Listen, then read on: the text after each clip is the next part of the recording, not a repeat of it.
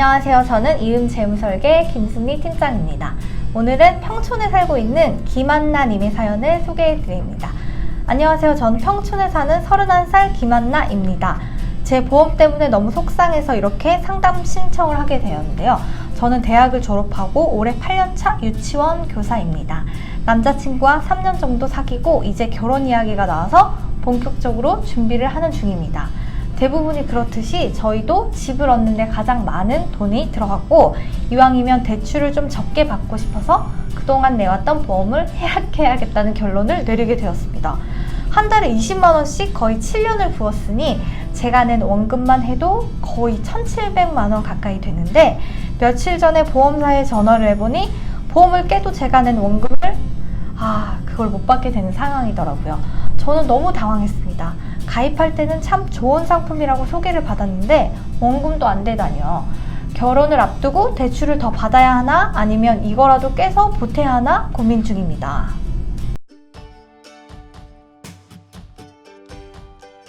조금 전에 사연 소개를 해주셨는데요. 사실 내용은 매우 간단합니다. 오랫동안 가입했던 보험이 돈이 필요해서 이제 해약을 하려다 보니까 7년 가까이 냈는데도 불구하고 아직 원금도 안 되는 상황인 거예요. 대부분의 보험 상품이 사실 가입하고 7년 정도면 원금이 안 되는 상품이 꽤 많긴 하거든요.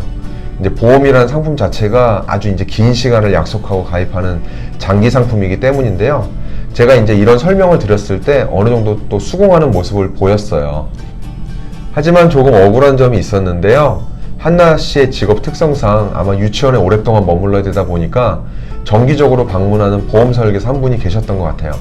이분께서 여러 가지 상품을 하나씩 이렇게 설명을 해주셨는데 그 중에 하나가 이제 높은 이자로 굴러간다, 또 복리로 굴러간다, 이제 그런 말씀을 하셨다 보니까 큰 돈을 모을 수 있겠구나 이렇게 생각을 했었겠죠. 이제 그러다 보니까 한나 씨 입장에서는 해지했을 때 받을 돈이 너무 작아서 이제 자괴감이 들었던 거죠.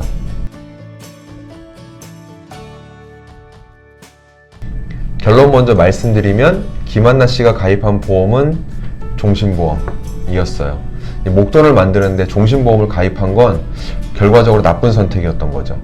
일단 오해가 없어야 되는 건 종신보험이 무조건 좋다 나쁘다 이렇게 얘기를 하는 게 아니라 한나 씨가 목돈을 만드는 게 목적이었다면 거기에 맞는 저축을 위한 상품을 가입하는 게 가장 우선이 되었어야 한다는 점입니다. 그럼 한나 씨에게 종신보험은 왜 나쁜 선택이었을까요?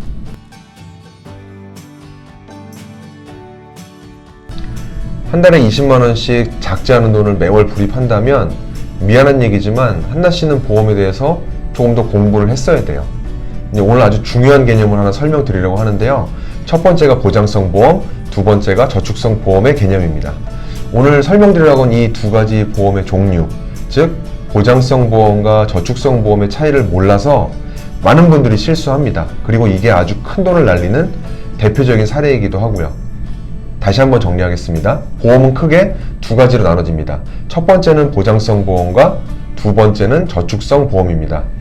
먼저 첫 번째 보장성 보험은 말 그대로 보장하는 거예요. 무엇을 보장하나? 질병, 사고, 그리고 또 일찍 사망하는 거, 이렇게 예상하지 않은 위험에 대비를 하는 것이 보장성 보험인데요. 이렇게 예기치 않은 사항을 갑자기 접하게 되면 큰 돈이 또 들어갈 수 있기 때문이고요.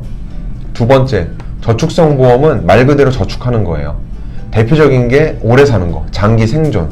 그러니까 즉 노후에 대한 대비가 될 것이고요. 여러분들이 아시다시피 연금보험 이런 게 대표적인 저축성 보험입니다. 그 외에도 목돈을 만들기 위해서 가입하는 저축보험, 당연히 저축성 보험입니다. 여기까지 들으면 어렵지 않죠? 제가 퀴즈 하나 내보겠습니다. 연금 받는 종신보험, 보장성일까요? 저축성일까요?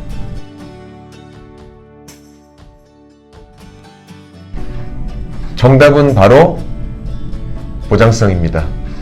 지금 연금 받는 종신보험 말씀드렸는데요. 예를 들어서 연금 받고 저축하고 생활비 나오는 종신보험이라면 어떨까요?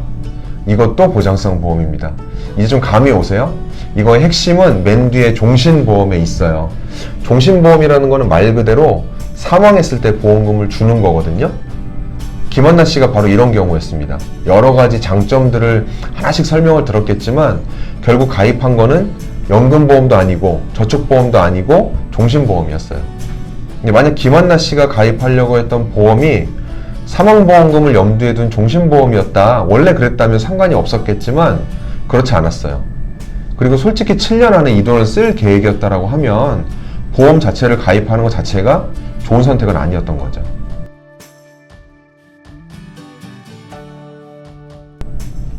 아니요, 그렇진 않아요. 거듭 강조하지만 좋은 상품, 나쁜 상품은 없어요. 예를 들어서 가장이 사망했을 때 남겨진 가족한테 유산을 줘야 된다라고 했다면 어쩌면 종신보험은 또 좋은 선택이었을 거예요.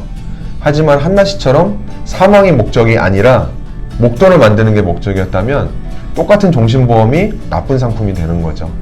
대부분 평범한 분들이 월급으로 또 일정 금액을 떼서 목돈을 만들고 수년 내에 또 짧은 기간 동안 이걸 사용해야 된다면 종신보험을 권유하는 것은 아주 안 좋은 방법입니다. 이런 분들한테는 차라리 적금을 권했어야죠.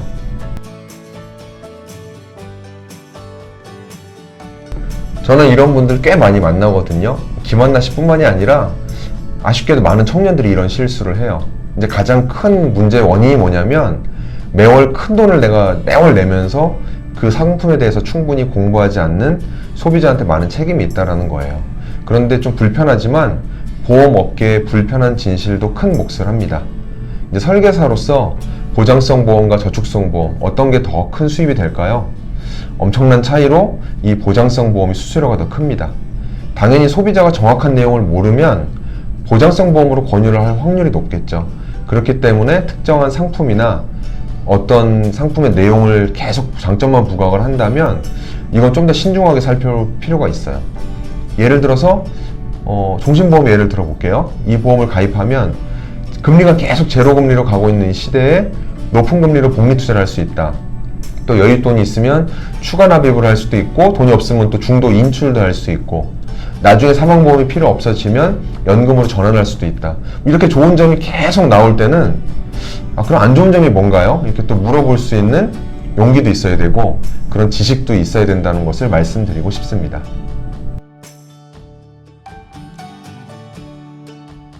오늘은 아주 쉬운 개념인 보장성 보험과 저축성 보험에 대한 이야기를 드렸습니다. 잠깐 딴 얘기 드리면요. 김한나 씨처럼 결혼에 큰 돈이 들어갈 일이 있는 청년들한테는 비싸게 어떤 형태든 보험 가입하는 것을 강하게 추천하진 않습니다. 보험은 일단 장기로 가야 유리한 상품인데 청년 때는 중간중간 깨지는 경우가 다반사예요. 다시 원점으로 돌아와서 제가 설명드렸던 두 가지 보험에 대한 개념만 알면 우리가 비싼 수업료를 치르지 않아도 되는 거죠. 보험을 포함해서 돈에 관련된 궁금증은 무엇이든지 저희 홈페이지 남겨주시면 사례를 선정해서 작은 선물을 보내드리고 사연에 대한 궁금증을 해결해 드리겠습니다. 감사합니다.